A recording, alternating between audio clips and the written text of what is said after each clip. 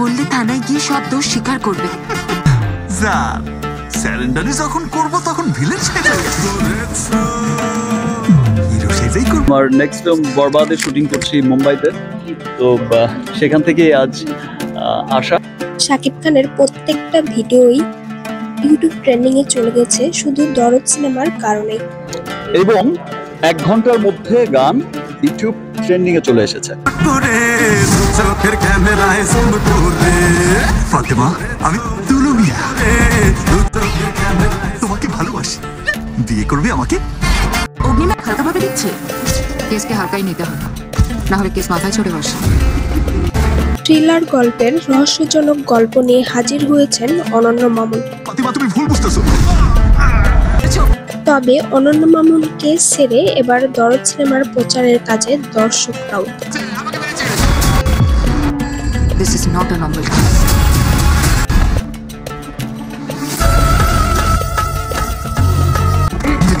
কখনো এতগুলো খুন করতে পারে না।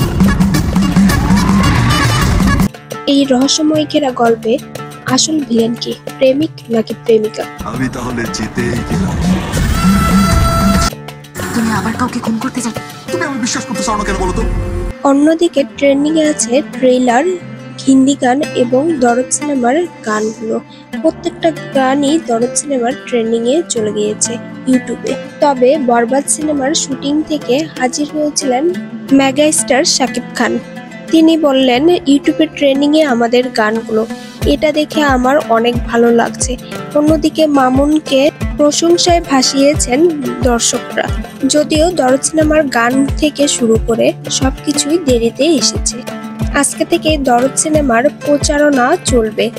তবে দরদ সিনেমার টিকিট হল মালিকগুলো আগেই বিক্রি করছেন। তবে আগে থেকেই দরদ সিনেমার ট্রেন্ডিং এ ছিল অনন্য মামুনের কারণে।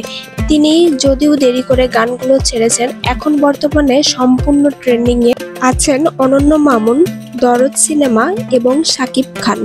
সেই সাথে এখন পর্যন্ত ইউটিউবে ট্রেন্ডিং এ দরদ সিনেমা। বিনোদন জগতের আপডেট পেতে আমাদের পাশেই থাকুন সাবস্ক্রাইব করে।